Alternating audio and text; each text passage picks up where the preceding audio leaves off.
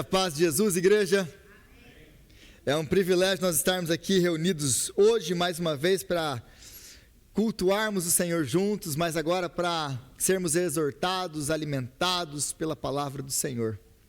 E eu convido você a abrir a palavra de Deus comigo no livro de Efésios, na carta do apóstolo Paulo aos Efésios, no capítulo 3. Hoje nós continuamos a nossa série de mensagens em Efésios, agora no capítulo 3. E é um privilégio nós estarmos aqui. Eu que já dei aula de manhã, já fiz a liturgia da manhã, já dei aula agora antes do culto, então já estou aqui de novo para pregar e já estou a 300 km por hora, né? Então, geralmente a gente vai aquecendo no meio da pregação, mas eu já estou aqui, na oração com o Ministério de Louvor, eu já estava a 300 por hora. Então, Efésios capítulo 3, a partir do versículo 1, nós lemos até o versículo 13, eu leio na NVI de 2011. Então, se você está no seu celular aí, mas qual que é a diferença? Existe diferença, vai por mim. Eu tenho uma NVI nova, porque a minha aqui, como diz o pastor Wagner, é a Bíblia da igreja perseguida. Eu tenho a Bíblia da igreja perseguida. A minha Bíblia, você perceber, ela está caindo aos pedaços. Estava falando para os meninos, novos membros lá. Mas eu tenho até uma Bíblia, tem várias Bíblias novas. Eu gosto de pregar com a NVI porque ela fica bem no meio termo, em questão de tradução. Mas a NVI de 2020, ela não faz uma coisa que é muito importante nesse texto. Então, eu vou usar a NVI de 2011. E diz assim a palavra de Deus, Efésios capítulo 3, a partir do versículo 1, diz assim: por esta razão, eu, Paulo, sou prisioneiro de Cristo Jesus, por amor de vocês gentios. Certamente, vocês ouviram falar da responsabilidade imposta em favor de vocês pela graça de Deus. Isto é, o mistério que me foi dado a conhecer por revelação, como já lhes escrevi em poucas palavras. Ao lerem isto, vocês poderão entender a minha compreensão do mistério de Cristo. Esse mistério não foi dado a conhecer aos homens de outras gerações, mas agora foi revelado pelo Espírito Santo aos apóstolos e profetas de Deus, significando que, mediante o Evangelho, os gentios são co-herdeiros com Israel, membros do mesmo corpo e co-participantes da promessa em Cristo Jesus. Deste Evangelho me tornei ministro pelo dom da graça de Deus, a mim concedida pela operação do seu poder. Embora eu seja o menor dos menores de todos os santos, foi-me concedida essa graça de anunciar aos gentios as insondáveis riquezas de Cristo e esclarecer a todos a administração deste mistério que durante as épocas passadas foi mantido oculto em Deus, que criou todas as coisas. A intenção dessa graça era que agora, mediante a igreja, a multiforme sabedoria de Deus se tornasse conhecida dos poderes e autoridades nas regiões celestiais, de acordo com o seu eterno plano que Ele realizou em Cristo Jesus, o nosso Senhor, por intermédio de quem nós temos livre acesso a Deus em confiança pela fé nele.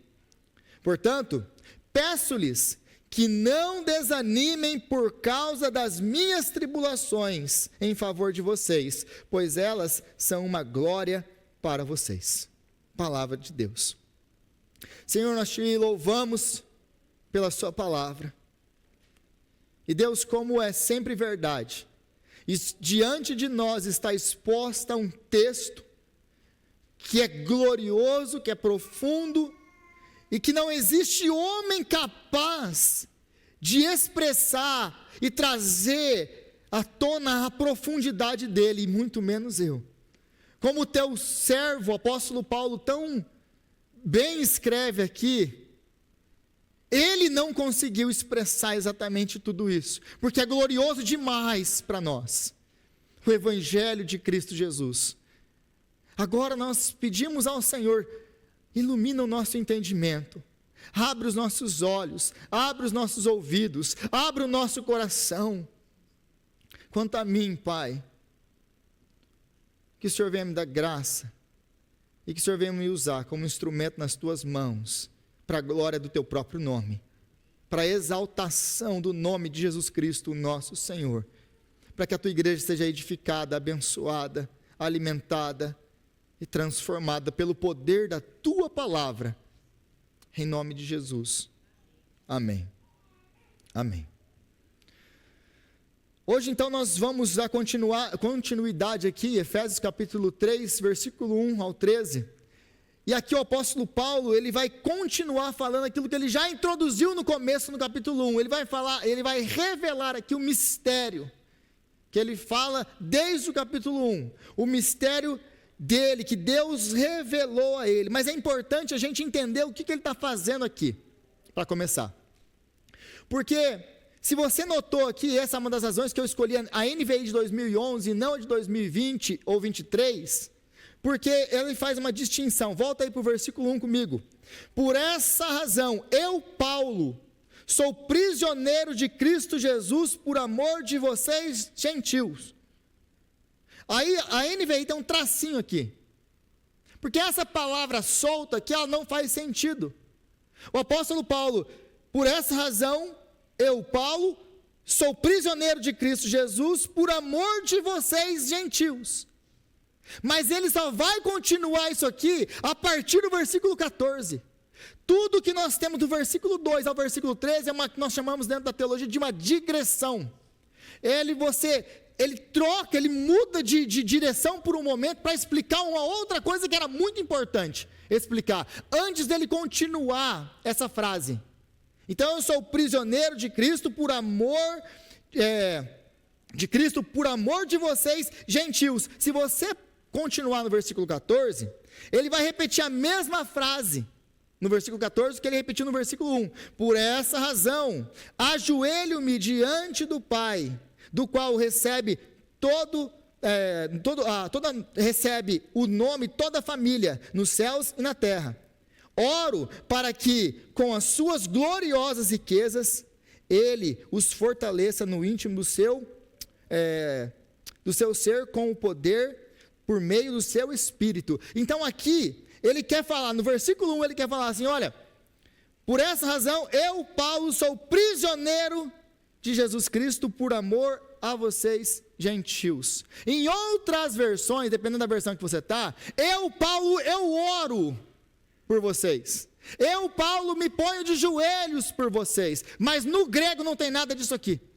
É porque os autores, os tradutores da Bíblia, eles entendem que essa frase não está completa, está faltando coisa. Mas é intencional isso.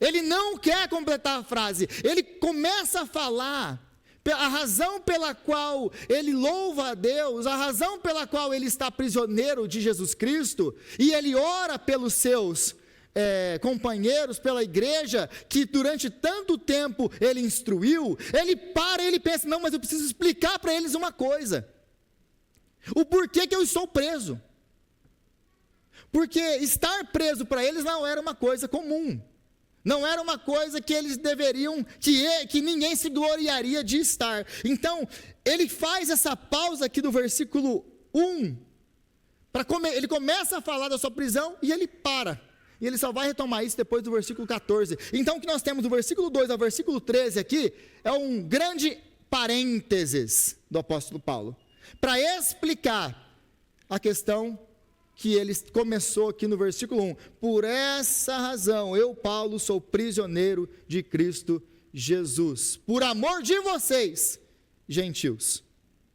É por isso que eu estou aqui, por amor de vocês, gentios. E é interessante então que ele começa por essa razão, que está conectando tudo que veio antes. E o que veio antes?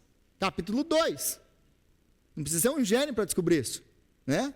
Capítulo 3, versículo 1, o que veio antes do capítulo 3, versículo 1? Capítulo 2, óbvio. Mas o que está no capítulo 2? Se você se lembra do capítulo 2, a partir do versículo 1 ao versículo 10, o apóstolo Paulo vai expor o que é o Evangelho. Porque nós estávamos mortos em nossos delitos e pecados, nos quais nós costumávamos a viver nesse mundo, seguindo o príncipe do poder do ar, aquele que agora atua nos filhos da desobediência. Vocês se lembram muito bem que eu preguei isso há 2 semanas atrás. Então, do versículo 1 ao versículo 10, ele está expressando para nós o que é o Evangelho, como que nós fomos trazidos de filhos da desobediência para filhos de Deus. Aí, do versículo 11 ao versículo 22, que o pastor Wagner expôs na última semana, ele fala o quê? A consequência desse Evangelho. E qual que é a consequência desse Evangelho? Versículo 14, pois ele é a nossa paz, nós éramos inimigos de Deus, mas Jesus Cristo é a nossa paz, o qual de ambos fez um, destruindo a barreira, o muro de inimizade, anulando em seu corpo a lei dos mandamentos expressa em ordenanças. O objetivo dele era criar em si, dos dois, um novo homem, fazendo a paz e reconciliar com Deus os dois em um corpo por meio da cruz, pela qual ele destruiu a Então aqui o apóstolo Paulo, ele faz referência à consequência do Evangelho. Uma vez que nós fomos salvos pelo Evangelho da graça, e não tem nada nosso lá, e ele faz questão de deixar isso muito claro para nós, vocês são salvos pela graça, isso é dom de Deus, não vem de vocês, é tudo ali, graça, é Cristo. Ele deixa muito claro para nós, o Evangelho da graça. Mas o que o Evangelho da graça faz? A partir do versículo 11, o Evangelho da graça faz, ele destrói toda a barreira de inimizade. E aqui o apóstolo Paulo, ele tem algo em mente, como foi dito na última semana pelo pastor Wagner. Era o muro que separava a corte dos gentios, o lugar até onde os gentios poderiam entrar dentro do templo, e a corte dos judeus. E entre essas duas áreas, existiam placas em línguas diferentes, dizendo, aquele que passar daqui, que não é judeu, morre. Então o que o apóstolo Paulo está falando é que já não existe mais esse muro de separação entre judeu e gentil. Agora ele destruiu o muro de inimizade que existia entre nós. Ele criou dos dois um só, um novo homem. Esse é o Evangelho que ele prega. Agora ele vai dizer no versículo 1, por esta razão eu estou preso. Eu estou preso porque eu prego o Evangelho. Eu estou preso porque eu falo que a salvação não é mérito humano, não é por obediência à lei. Ninguém pode ser salvo por obedecer à lei. A lei só nos condena, só mostra o quão falho nós somos, só mostra a nossa necessidade de um Salvador. É só isso, para isso que a lei serve. Ela não pode nos salvar. Versículo 1 ao versículo 10. Mas aí do versículo 11 ao 22, então, ele mostra, Jesus cumpriu a lei. Então a lei foi abolida, apóstolo Paulo? Não, Jesus cumpriu a lei. Ele é a nossa paz. É nele que nós fomos feitos novas criaturas. É nele que o nosso pecado foi perdoado, porque ele cumpriu aquilo que nós não poderíamos cumprir. Ele não aboliu a lei, ele cumpriu a lei. Então ele acabou com as ordenanças, com aquilo que nós tínhamos que fazer para sermos salvos. Ele é o cumprimento de toda a lei. Mas pior do que isso para eles, ele fala, não apenas isso. Agora os gentios que antes eram excluídos, que antes eram cachorros, que antes não merecíamos, nós que estávamos fora, que estávamos longe, nós fomos trazidos para dentro. Aí eles não aguentam isso. É por isso então que ele está preso. Eu estou preso por amor de vocês. É isso que ele quer dizer nesse pequeno versículo que nós acabamos de ler. Eu estou preso por causa disso. Do que, apóstolo Paulo? Por causa desse evangelho que eu prego. Porque eu falo que vocês não podem ser salvos por obras. Porque eu falo que os gentios estão no mesmo pé de igualdade que vocês, não tem diferença. É por causa disso que eu estou preso. Eu estou preso porque eu não negocio o evangelho. Eu estou preso por amor de vocês. E é interessante aqui, porque isso fica muito claro se você lembrar do contexto que nós estamos lendo. E se você lembrar, o apóstolo Paulo, ele depois da sua terceira viagem missionária, ele está voltando com donativos para Jerusalém, para poder dar aqueles donativos, aqueles recursos arrecadados, na Macedônia e em outros lugares por onde ele passou. Ele volta com esse dinheiro para trazer a oferta para a igreja. E quando ele chega lá, a igreja em Jerusalém falou: ô Paulo, o negócio é o seguinte, cara, a coisa não está muito boa para você aqui. Os caras da Ásia chegaram aqui falando que você tem pervertido a galera toda lá na Ásia. Falando que você falou que salvação não é por obras, que é Jesus Cristo que cumpre tudo, que agora os gentios estão aí incluídos nisso e tudo. E aí ele olha bem assim para eles, né, fala: mas é tudo verdade mesmo. Mas eles distorcem, eles não entenderam o evangelho. E aí eles estão acusando o apóstolo Paulo. E o apóstolo Paulo, ele tinha ido para Jerusalém com uma galera, mas um deles, em especial, é Trófimo. E é interessante porque Trófimo, ele é da cidade de Éfeso. Então, quando ele fala que eu estou preso por amor de vocês, ele não está brincando.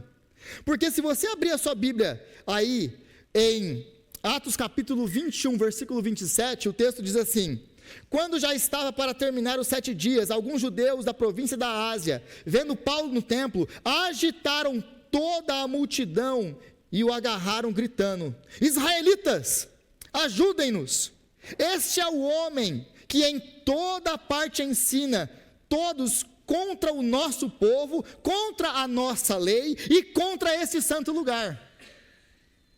Além disso, ele introduziu gregos no templo e profanou esse santo lugar. Anteriormente, haviam visto o Éfeso Trófimo na cidade com Paulo e julgaram que Paulo o tinha introduzido no templo.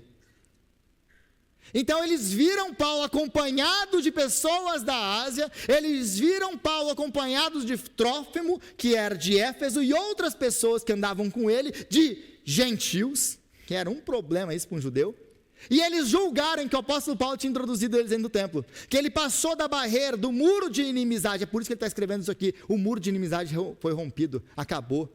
É por isso que é tão importante nós entendermos o contexto, para a gente poder entender o texto. E aí, ele está preso literalmente porque ele introduziu o evangelho aos gentios e trouxe os gentios com ele, e andava com esses homens, e não negociava o evangelho.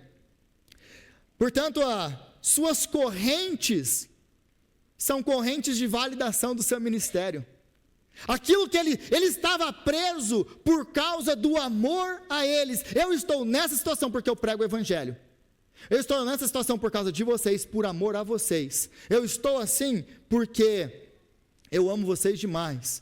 E Deus me comissionou para pregar o evangelho para vocês. Então a prisão dele não era prisão por causa de um pecado, porque alguma coisa que ele tinha feito errado. Não porque ele quebrou a lei. Não, ele pregou o evangelho porque ele é fiel a Deus, que o comissionou a pregar o evangelho para os gentios. Porque na cabeça dos gentios, ouvindo da prisão do apóstolo Paulo, eles teriam a tendência de: o judeu, fala lá, se estivesse fazendo coisa certa, não teria sido preso pelos líderes da igreja. Olha lá, agora os gentios, ouvindo sobre a prisão dele, pensam assim: olha lá, que tipo de líder é esse que é preso?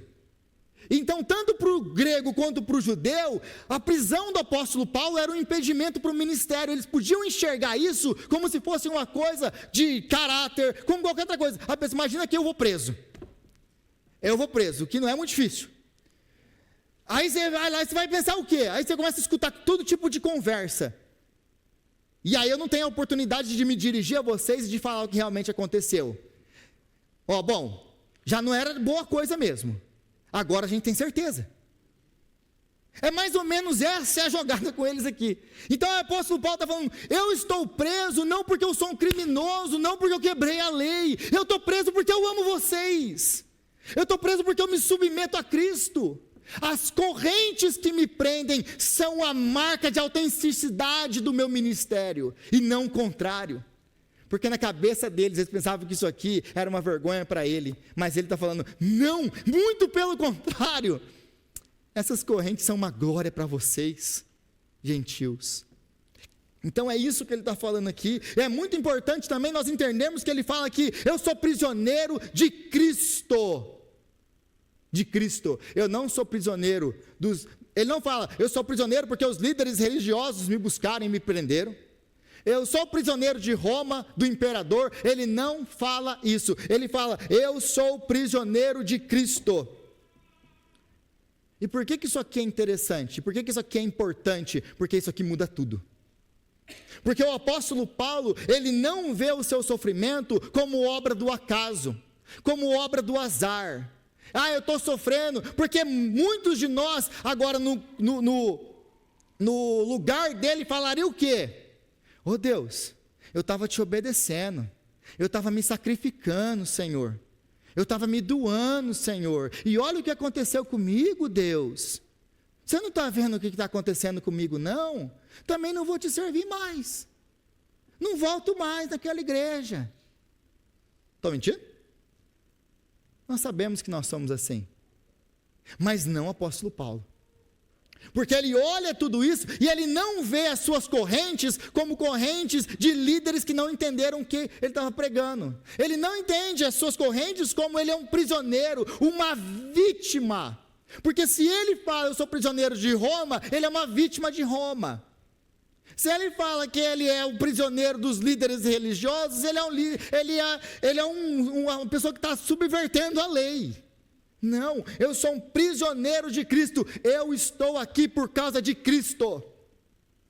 Ele enxerga então, meus irmãos, que atrás das suas correntes, atrás das circunstâncias da sua vida, existe um Deus soberano que controla todas as coisas, e que nada acontece na vida dele por um acaso. Se ele está preso, ele é um embaixador em correntes, porque ele está preso, ele está escrevendo uma carta, e essa carta vai chegar na minha e na sua mão hoje.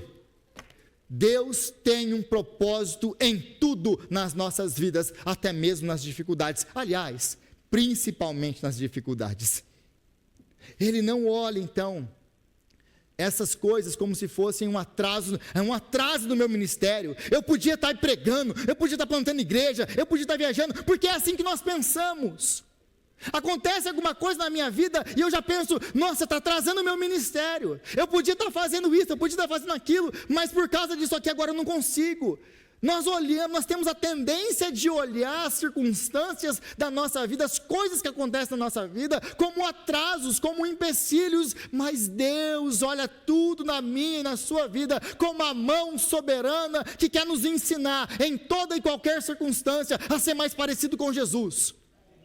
É isso, é assim que Ele olha. Então, tudo que ele está vivendo é uma consequência do ministério dele, da pregação fiel do evangelho, e aliás, que ele já esperava. Isso aqui não pega ele de surpresa. Ele sabia muito bem que aqueles que querem viver piedosamente em Cristo Jesus serão perseguidos. Ele sabia disso. Ele sabia que ninguém é maior do que o seu Senhor. Aqueles que se me perseguiram a mim, disse Jesus, perseguirão a vós outros. O apóstolo Paulo não é pego de surpresa. Sabe por que nós somos pegos de surpresa? Nos sofrimentos da nossa vida, nas adversidades que nós passamos. Sabe por que nós somos pegos de surpresa? Porque nós não esperamos que essas coisas aconteçam conosco. Nós esperamos que, se nós obedecemos a Deus, se nós fazemos tudo certinho, se eu dou meu dízimo, se eu vou na igreja, se eu aguento o Rodrigo, então Deus tem que fazer tudo de bom na minha vida. E tudo de bom, eu quero dizer, tem que me dar tudo aquilo que eu quero, tem que me livrar dos meus problemas, tem que me livrar da imigração, tem que me deixar rico, tem que me ajudar a comprar o meu carro, eu não posso perder meu emprego, os meus filhos vão ter que estar sempre saudáveis. Sabe por que a gente fica tão abalado no meio dos nossos sofrimentos? Porque a gente acha que Deus nos deve uma vida boa e Ele não deve. O apóstolo Paulo não espera nada disso. É por isso que ele não se surpreende com essas coisas. Ele fala, Deus não me deve nada.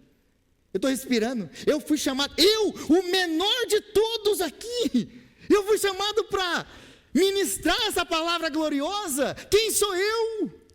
O menor de todos os santos, e ainda estou preso. Que honra é essa? Nós temos muito a aprender com o apóstolo Paulo, muito a aprender com ele.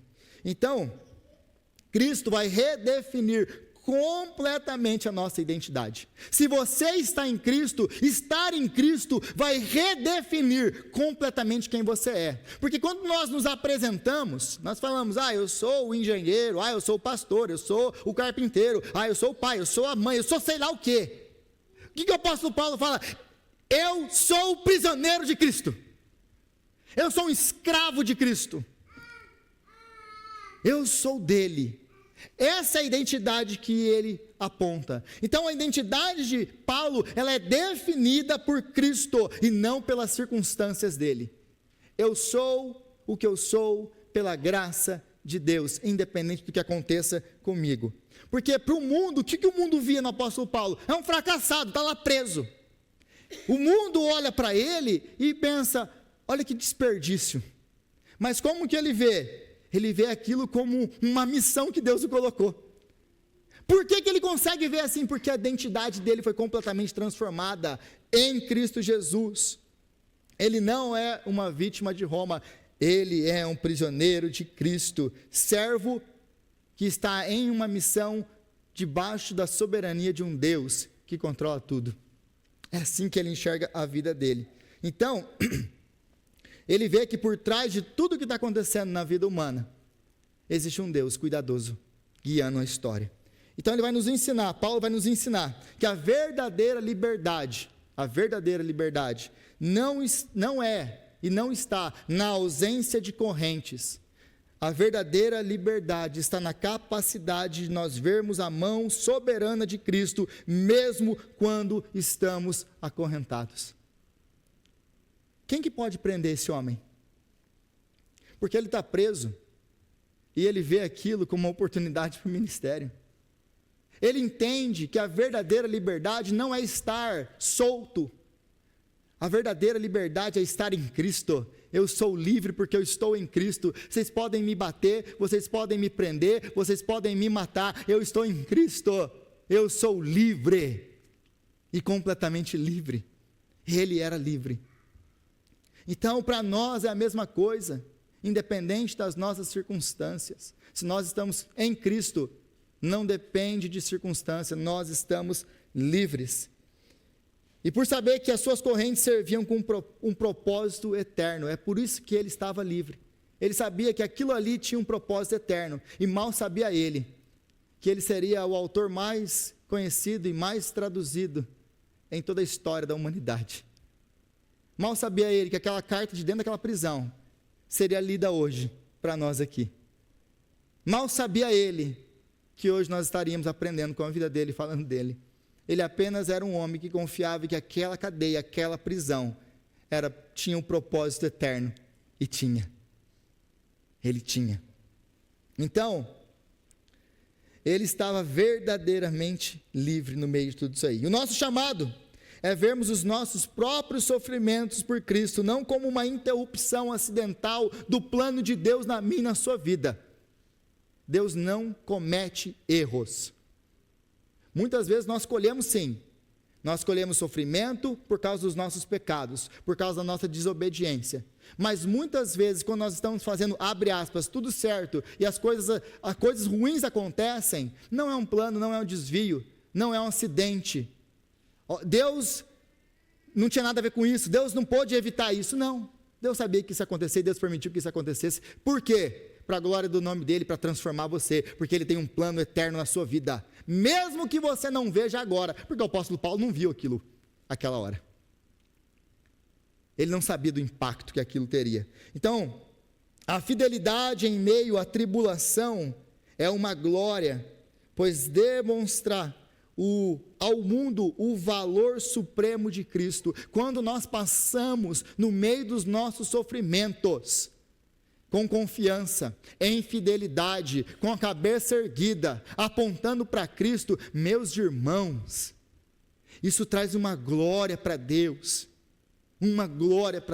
porque o mundo começa a ver em nós que nós servimos a um Deus que está muito além dessas circunstâncias que nós vivemos e que Ele é digno de todo o nosso sofrimento. Era isso que chamava a atenção das pessoas no primeiro século, quando as pessoas morriam nas arenas, comidas pelos leões e mortas pelos gladiadores. O que atraía? Por que a igreja cresceu tanto naquele tempo? Por causa das perseguições, porque as pessoas iam para as arenas cantando louvores ao Senhor, se mantinham fiéis e não negavam a Cristo, preferiam a morte do que negar o seu Senhor. Isso trouxe grande glória, não apenas grande glória para o nome de Deus. Deus permitiu que elas morressem? Permitiu, porque através da vida e do testemunho delas, muitas outras vieram para Cristo. Nós precisamos aprender com o apóstolo Paulo, com esses irmãos, a passar pelos nossos sofrimentos, entendendo que o Senhor é soberano nas nossas vidas, que Ele não erra. Agora continua no versículo 2, versículo 3, certamente vocês ouviram falar da responsabilidade imposta a mim em favor de vocês pela graça de Deus. Isto é o mistério que me foi dado a conhecer por revelação, como já lhes escrevi em poucas palavras. Esse final do versículo 3, como já lhes escrevi em poucas palavras, ele está se arremetendo tudo que ele já explicou. Então agora ele vai falar o que é o mistério. O apóstolo Paulo, o que é o mistério? E essa palavra chegava a trazer coceira nos ouvidos do povo de Éfeso.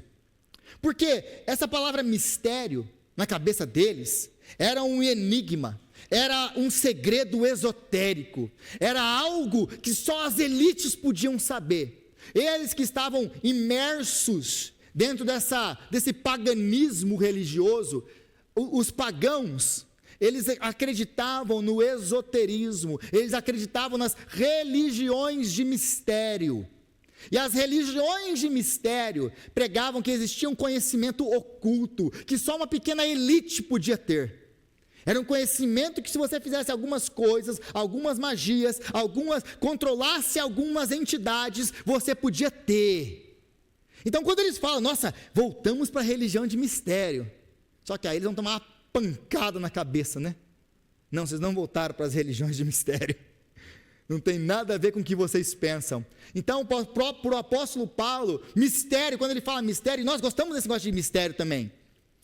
Quantos cristãos aí perdendo noites de sono, tentando descobrir aquilo que está escrito nos códigos da Bíblia. Meu irmão, tem coisa suficiente aqui para você estudar e aprender que está muito claro. E se você estudar e aprender isso que está claro e viver isso aqui, já é suficiente. Aí esses irmãos, esses curiosos nos mistérios da Bíblia, porque a Bíblia tem uns negócios mágicos aqui. Tem muita gente nem crente que quer descobrir os mistérios da Bíblia, né? É disso que o apóstolo Paulo está falando? De maneira nenhuma, eu não estou falando desses mistérios. Então, mas o que é, apóstolo Paulo? Não, eu estou falando do mistério que versículo 9 diz que anteriormente estava oculto em Deus. Esse mistério é bom mesmo, apóstolo Paulo. E daí vai vir, esse aqui vai ser do bom, hein? E ele vai revelar para a gente esse mistério. Esse mistério estava oculto em Deus, mas agora, no tempo presente, Deus revelou. E Ele fez isso não apenas para uma pequena elite, num canto escondido do mundo, através de uma religião de mistérios, não. Ele fez isso publicamente, em Cristo Jesus, o nosso Senhor, através dos seus apóstolos e dos seus profetas. Então, o que ele está falando aqui, é que, o que é o mistério, então, apóstolo Paulo? O mistério, eu já falei para vocês o que é o mistério. O mistério é o evangelho da graça que alcança a todos os homens. Vocês querem saber qual é o mistério que Deus manteve oculto nas gerações passadas, até hoje? O evangelho, que ninguém conhecia, é o evangelho, mas agora, Deus o fez público para todas as pessoas. Esse é o mistério de Deus. Que mistério, apóstolo Paulo? Que nós somos salvos pela graça, que nós não somos salvos por obras, que os judeus e os gentios agora formam um só corpo em Cristo Jesus, eles são um corpo de Cristo, a igreja. Esse é o mistério. Versículo 6, significando que mediante o Evangelho, esse é o mistério. O mistério é o Evangelho de Deus. Os gentios são co-herdeiros com Israel, membros do mesmo corpo, co-participantes da promessa em Jesus Cristo. Esse é o mistério. Revelei o mistério para vocês. O mistério é o Evangelho. E por que o Evangelho é um mistério? Versículo 9. Versículo 8. Embora eu seja o menor dos menores de todos os santos, foi-me concedida esta graça de anunciar aos gentios as insondáveis riquezas de Cristo. Aonde estão as insondáveis riquezas de Cristo? No Evangelho. Meus irmãos, a insondável riqueza de Cristo é o Evangelho. Deus salvar gente como eu e como você, entregando o seu Filho para morrer por nós. Esse é o grande mistério. Mas ele continua, versículo 9, e esclarecer a todos. Então, versículo 8, Deus me deu por revelação, eu não aprendi isso de homem nenhum, foi me dado por revelação, porque nenhum homem pode, por mais que ele estude, chegar a essa conclusão. Se Deus não revelar o Evangelho, nenhum de nós é salvo. Se Deus não abrir a nossa mente, tirar as escamas dos nossos olhos, nenhum de nós é salvo. Você não está aqui hoje porque você é mais inteligente do que ninguém. Você está aqui hoje porque o Espírito Santo transformou sua história, abriu seus olhos, tirou o véu da sua mente, para que você pudesse entender o mistério de Deus, porque para as pessoas, ele continua sendo um enigma, para as pessoas, ele continua sendo uma incógnita, para as pessoas, elas continuam sem entender o mistério de Deus, mas ele então diz, e esclarecer a todos a administração deste mistério. Então eu fui chamado, Deus me deu isso por revelação e Deus me comissionou para explicar isso aqui. Explicar o que, apóstolo Paulo? Esse mistério, o Evangelho. Que durante as épocas passadas foi mantido oculto em Deus que criou todas as coisas. Esse mistério então ficou oculto em Deus. Ninguém sabia disso. Ninguém sabia mesmo, apóstolo Paulo? Não, nem os anjos.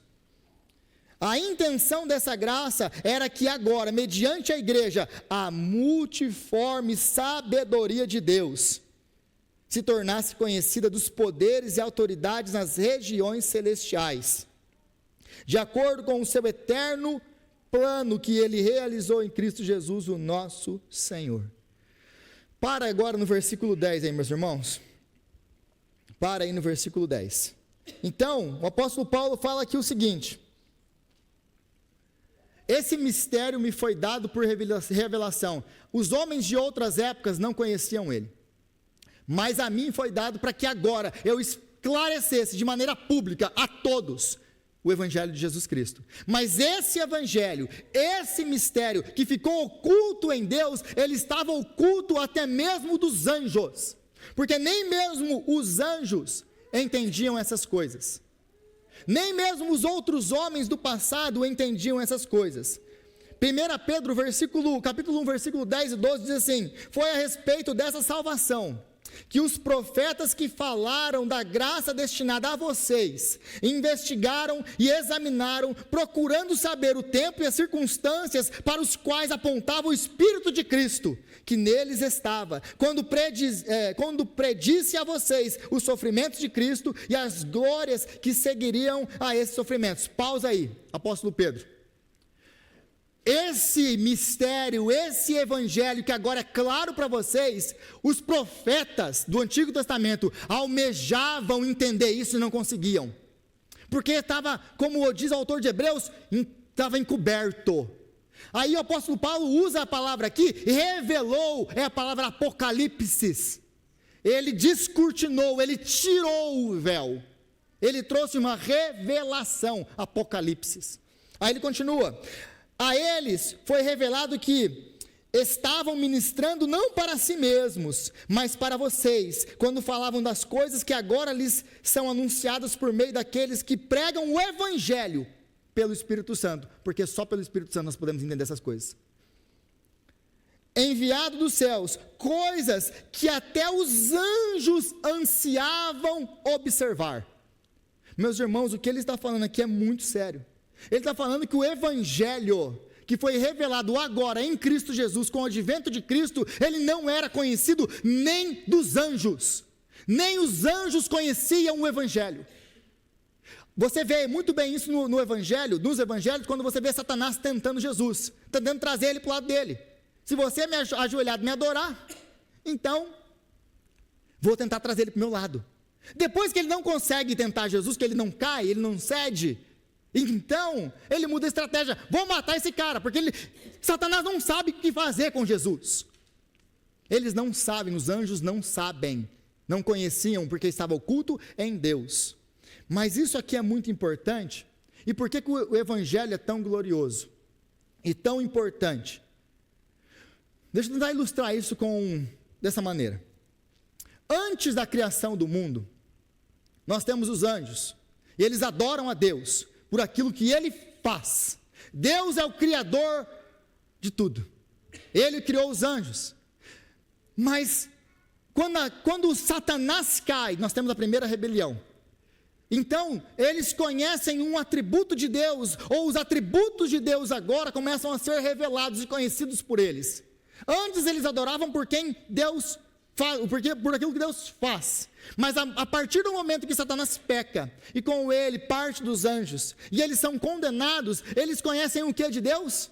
Santo, santo, santo. Ele é um Deus santo, que não tolera um único pecado, ele é justo. Eles conhecem então um atributo de santidade, de justiça de Deus. Aí vem o homem, porque antes disso, você imagina um anjo ouvindo falar: eu sou um Deus compassivo, misericordioso, tardio irá e pronto a perdoar. O que isso significa para um anjo que nunca pecou? Pode ser um conhecimento abstrato. Você vai lá, você abre a Bíblia, você lê a Bíblia, mas você não experimentou o Espírito Santo. Isso muda alguma coisa para você? Não, é um conhecimento até, tem professores que dão aula que não acreditam nisso aqui. Eles experimentaram aquilo? Não. A mesma coisa com os anjos. Agora, com a queda de Lúcifer, eles conhecem um atributo. Agora vem os homens. Ele cria os homens, e ele fala: vocês não comam dessa fruta. E os homens comem, desobedecem ao Senhor. O que os anjos esperam que aconteça? Que ele dizime com a raça humana. O que Deus faz? Promete o evangelho, o próton-evangelho. Gênesis capítulo 3, versículo 15. Da semente da mulher vai vir aquele que vai destruir, que vai pisar a cabeça da serpente. Mas aí, durante as épocas passadas, não faz sentido. Mas Deus, e a sua justiça? Cadê a sua justiça? Como que Deus pode então ser justo, se ele permite que pecadores continuem andando? Então vem o homem segundo o coração de Deus, Davi. E aí o homem segundo o coração de Deus comete adultério, assassinato e faz todas aquelas atrocidades que ele faz. Esse é o homem segundo o coração de Deus. Você imagina o resto. E aí Satanás chega para Deus: e aí, você Deus, não vai fazer nada? Espera. Aí nós temos os reis de Israel, um pior que o outro. E aí, Deus, você não vai fazer nada? Espera. Aí nós vemos os profetas que vão se levantando e acusando todo mundo, e os caras não se arrependem. Aí você vê um retardado mental pegar a palavra de Deus, cortar ela e jogar no fogo, como é o rei Joaquim. Só de ler, só de lembrar, isso já fica com ódio. Então, dá para ver que eu fico exaltado, né? Mas você imagina eu lendo a Bíblia sozinho na minha casa, como que eu fico? Antes de fazer aquela live lá, vocês pensam que é o quê? Meu coração chega a bater mais forte. Eu tenho que me acalmar com essa live. E aí está passando tudo isso, o que Deus vai fazer? Aí vem Jesus, o Filho de Deus. Mas peraí, e esse aí agora vai fazer o que aqui? Aí ele vem, agora eu vou matar ele, não vou trazer ele para o meu time. Não dá, vou matar ele. Mata, ele mata. Mas ele não entendia que aquele era a sentença de morte dele. Ele mata, e ao terceiro dia ele ressuscita. Então, ele paga o preço dos nossos pecados. Ele toma o cálice da ira de Deus que me era devida. Ele toma sobre ele, e ele vira, e ele bebe cada gota, e ele vira o copo e diz: não tem mais uma gota para trás. Não tem. Acabou. Ele tomou sobre si as nossas iniquidades, o castigo que nos traz a paz estava sobre ele, e pelas suas pisaduras nós fomos sarados. E ao terceiro dia ele ressuscita, e agora então o que os anjos conhecem de Deus? Santo, santo, santo, toda a terra está cheia da sua glória. Ele é um Deus santo, justo, mas Ele é um Deus amoroso, misericordioso, tardio em irar e pronto a perdoar. Meus irmãos, por que Deus permite o pecado? Essa é a pergunta que todo mundo faz e parece que ninguém entende. Por que Deus permite o pecado? Deus permite o pecado para o louvor da glória dEle. Deus permite o pecado porque sem o pecado não seria possível conhecermos a Deus por quem Ele é. Não poderíamos conhecer os seus atributos. Então o pecado, ele serve o propósito de Deus, e é por isso que Deus, ele permite o pecado. Aí alguém vai dizer, mas que Deus mesquinho, ele faz tudo isso para poder se mostrar, para poder se aparecer. Primeiro, se ele fizesse, ele é Deus, ele poderia, mas ele não faz nada para se aparecer, para se mostrar, ou nada por vaidade, porque Deus, sendo onisciente, Ele entende que só existe uma maneira que nós pecadores poderíamos conhecer a Ele de maneira completa, experiencialmente, através do pecado. E muito longe de ser apenas uma vaidade, porque se fosse apenas uma vaidade, Ele sabia o preço que Ele teria que pagar, a vida do seu próprio Filho. Porque para se revelar a nós, Ele não apenas permitiu o pecado, Ele teve que sacrificar o seu próprio Filho numa cruz. Então Ele não fez isso por vaidade, Ele fez para que nós pudéssemos entender quem Deus é, não apenas o que Ele faz, mas entender a Deus, e glorificarmos a Deus por aquilo que Ele faz, mas por aquilo que Ele é. E também, na eternidade, a outra implicação de tudo isso é que na eternidade, quando nós chegarmos na eternidade e nós seremos sustentados em santidade, nenhum de nós vai querer ser livre, como os nossos pais foram. Nós seremos sustentados em santidade e ninguém vai pensar, eu sou um robozinho, porque eu só faço aquilo que Deus quer, porque eu sou sustentado em santidade. Não, nós saberemos muito bem a consequência da liberdade dos nossos pais, nós saberemos muito bem as consequências do pecado, nós conheceremos muito bem a santidade de Deus, o juízo de Deus, a justiça de Deus, mas nós conheceremos também muito bem a graça, o amor, o favor imerecido de Deus. Então, meus irmãos, Deus permite o pecado, porque o pecado, ele revela de uma maneira tão gloriosa o amor de Deus, que sem o pecado nós nunca conheceríamos, porque Deus, ele não ama o amável, Deus não ama o bonitinho, o cheirosinho, o legalzinho. Deus ama o pior de todos os pecadores, que sou eu. É esse que Deus ama. Então o pecado vai mostrar e revelar os atributos de Deus de uma maneira tão gloriosa, de uma maneira tão magnífica, de uma maneira tão esplêndida, que não tem palavras humanas para descrever isso. Vocês entenderam agora por que Deus permite o pecado? Não é um capricho de um Deus que quer se aparecer, que não tem o controle da situação. Deus quer se revelar para mim e para você e para os anjos, para que os anjos pudessem conhecê-lo. É por isso que Ele permite o pecado. Eu espero que eu tenha respondido essa pergunta. Então, a importância da igreja e da unidade da igreja nós aprendemos aqui também. Porque agora, se a igreja é, como o apóstolo Paulo diz aqui, se a igreja é esse quadro que pinta a glória de Deus, que demonstra a glória de Deus, até mesmo para os anjos, para os seres celestiais, a importância que nós vemos aqui, de nós vivermos em unidade, como aqui está nos proposto, porque se nós não vivermos em unidade, se nós permitirmos na nossa vida, e na nossa igreja, fofoca, divisão, se nós permitirmos nessa igreja, qualquer vida contrária que vai trazer destruição da unidade da igreja, nós estamos mal representando o nosso Deus. Nós estamos profanando o nome de Deus, porque a igreja foi criada para a glória dele. A igreja foi criada para mostrar para os seres celestiais que Deus é capaz de pegar massas corruptas como nós e transformar em filhos dele. De pegar pessoas que se odeiam, como judeus e gentios, e fazer essas pessoas andarem em comunhão e amor. Porque a igreja então vai ser a demonstração de que Deus venceu, de que o amor venceu, que não importa aquilo que anjos e demônios fazem para destruir com a igreja e com a unidade da igreja. Quando nós vivemos em unidade, quando nós vivemos em amor, é por isso que Jesus disse em João 17, o mundo vai saber que vocês são meus discípulos quando vocês se amarem. É por causa disso aqui que ele está falando. Quando nós nos amamos, nós somos um espetáculo público para a criação inteira da obra de Cristo na nossa vida. Agora, quando nós não vivemos isso, esse é o problema. Nós estamos profanando e blasfemando o nome de Deus. É por isso que Deus odeia tanto aquele que causa divisão entre irmãos, fofoqueiro na igreja. Deus odeia isso, sabe por quê? Porque isso causa divisão na igreja de Deus. E a unidade da igreja de Deus é muito importante, porque isso serve para a glória do nome dele.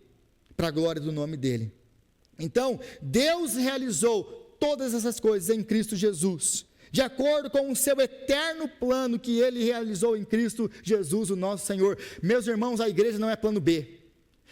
Lá no Éden, Deus não sabia o que eles iam fazer, aí ele ficou lá esperando o que Adão e Eva iam fazer. Eu tenho vontade de morrer quando escuto um negócio desse.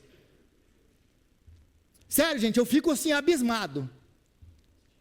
Eu fico abismado, igual um que me mandaram ontem, que eu estou até agora tentando digerir. Talvez em algumas semanas eu consiga falar para vocês. Meus irmãos, é o plano eterno de Deus. Deus, desde a eternidade, antes de que houvesse anjo, demônio, ser celestial, antes que houvesse qualquer coisa, Deus já tinha o evangelho. A maneira com que ele revelaria a sua glória para todo o universo, ele já tinha isso em Cristo Jesus. Então Jesus é o centro de tudo.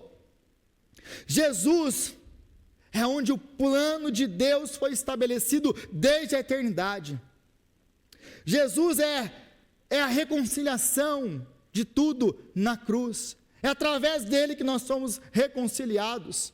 A igreja só pode servir como tela para a sabedoria de Deus, como demonstração de quem Deus é, porque essa igreja está unida ao corpo de Cristo, porque ela é o corpo de Cristo. Jesus não é apenas o mensageiro, ele é o plano, ele é o executador do plano, ele é o local, ele é o conteúdo, ele é aquele que executa todas as coisas que Deus pré-ordenou antes da fundação do mundo. É por causa dele, é por meio dele, é para ele, é por causa dele que foram criadas todas as coisas. Para ele seja a glória pelos séculos dos séculos. Amém. É para ele, meus irmãos. E é isso, então, que ele termina dizendo aqui nos versículos 12 e 13, porque o 13 eu já lhe dei. Por intermédio dele, nós temos livre acesso a Deus em confiança pela fé nele. Então, ele conclui tudo isso aqui dizendo assim, olha, Cristo, ele é o meio pelo qual nós temos acesso a Deus.